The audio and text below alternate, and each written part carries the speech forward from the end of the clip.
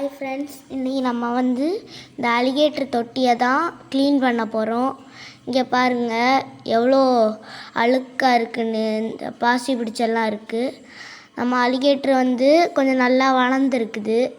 ஆனால் வீடியோவில் பார்க்குறத விட அலிகேட்டர் நேரில் பார்க்குறது ரொம்ப பெருசாக தான் இருக்குது.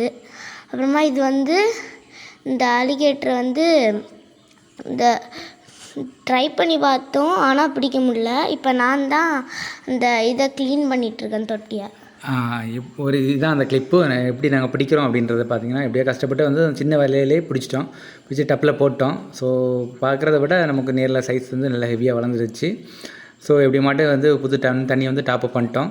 டாப்அப் பண்ணி க்ளீனாக டேங்கில் இது பண்ணிட்டோம். ஸோ அலிகேட்டர் கூடவே பார்த்திங்கன்னா அதுக்கு ஃபீடாக போட்டுறதுலாம் இருக்குது. ஒன்றுமே அது சாப்பிடலை. மற்ற மாதிரிப்பட்ட ஃபுட்டு தான் சாப்பிடுது. அப்படி போய்ட்டுருக்கு.